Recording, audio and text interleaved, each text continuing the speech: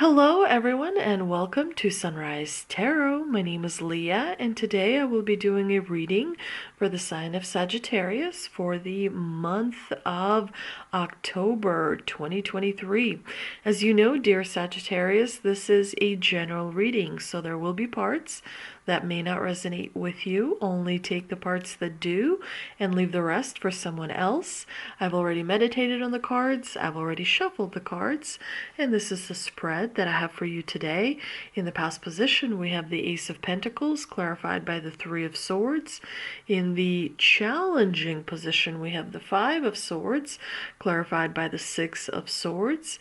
In the present position, we have the Eight of Cups, clarified by the King of Swords. And in the future outcome position, we do have the King of Wands, clarified by the Queen of Wands. So let's start from the beginning. We do have a little bit of a disappointing combination because we have the great Ace of Pentacles. I mean, it's a wonderful card. Everyone wants to have this card in their spread. It is about a new opportunity. It is about a new offer in your life. It is, very clearly symbolic of an improvement in circumstances, an improvement in a particular connection. But when it is clarified by the Three of Swords, then, there is a little bit of a disappointment there. But it is important to note that disappointment is not permanent, because the Three of Swords is a minor arcana card. But clearly there is some sort of a dispute that happened in the past.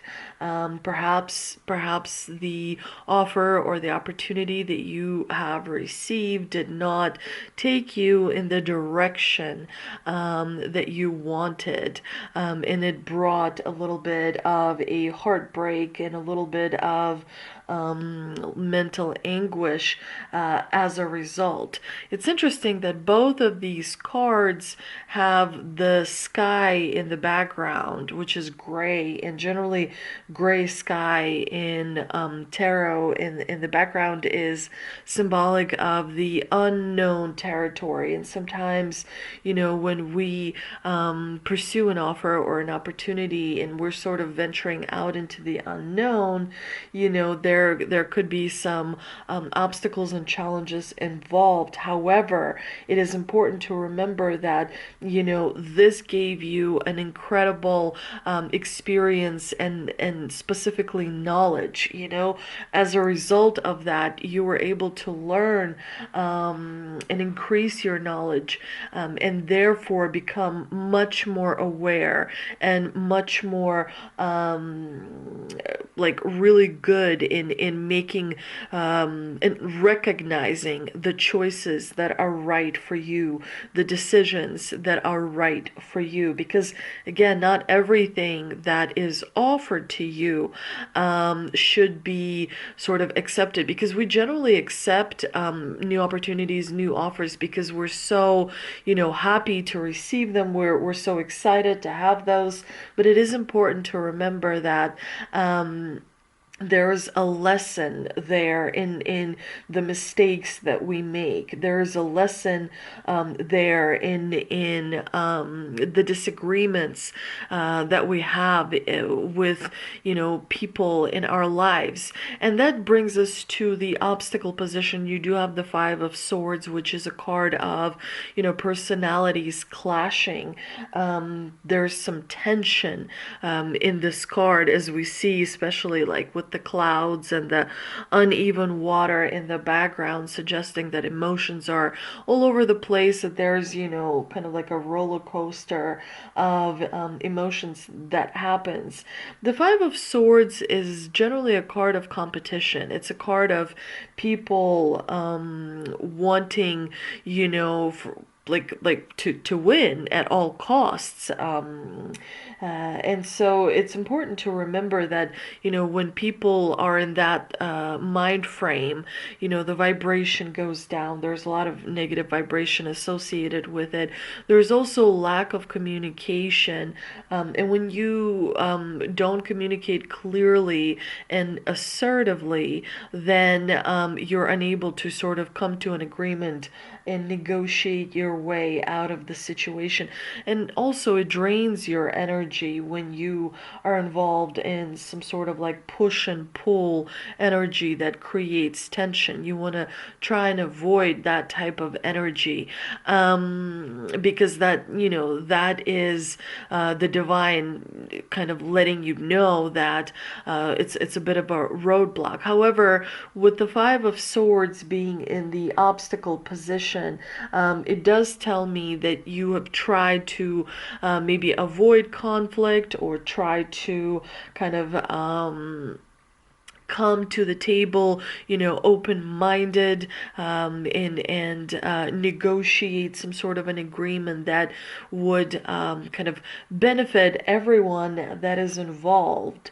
However, you do have the Six of Swords in the clarifying position, which tells me that there are some unresolved opinions, and people still kind of harboring a little bit of resentment, if you will, that the transition from the competition, from that push and pull energy, didn't actually happen. And so this is why you have the Eight of Cups in the present position, which tells me that you are reprioritizing what is truly important to you, and realizing that sometimes you just have to kind of walk away, and you have that clarity.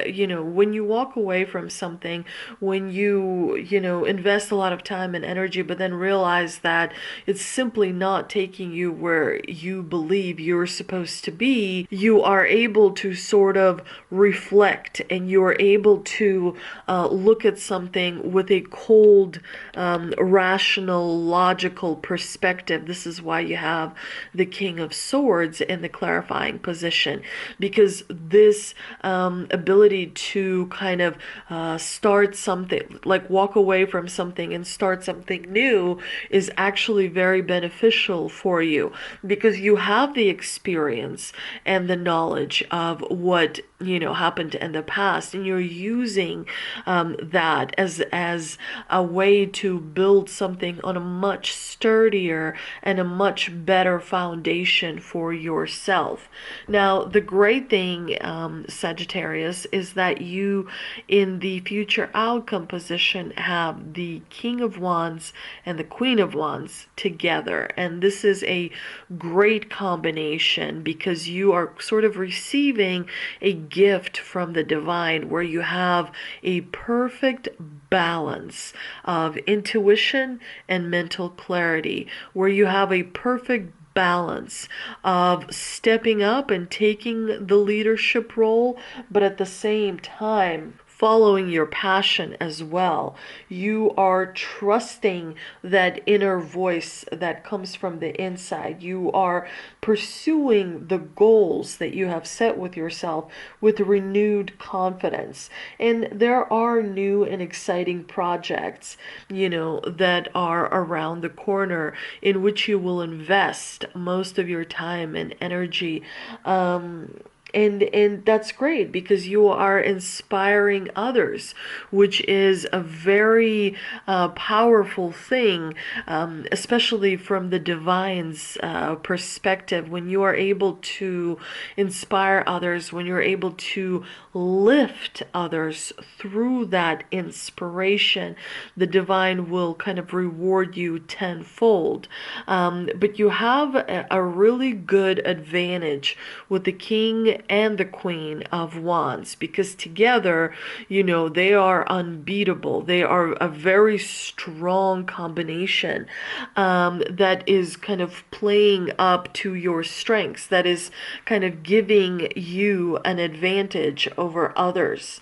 You're able to use your willpower and determination and courage in a way that is going to help you reach your goals, reach your dreams much faster. So expect the end of October to be a very important time where you're going to manifest a lot of things. Do remember that October is a special time because, especially towards the end, the veil is very thin between our world and the divine world. So there will be messages coming through, signs and signals coming through from the divine. And if you pay close attention, you will be able to kind of stay a step ahead in front of other people, which will help you kind of solidify your leadership position.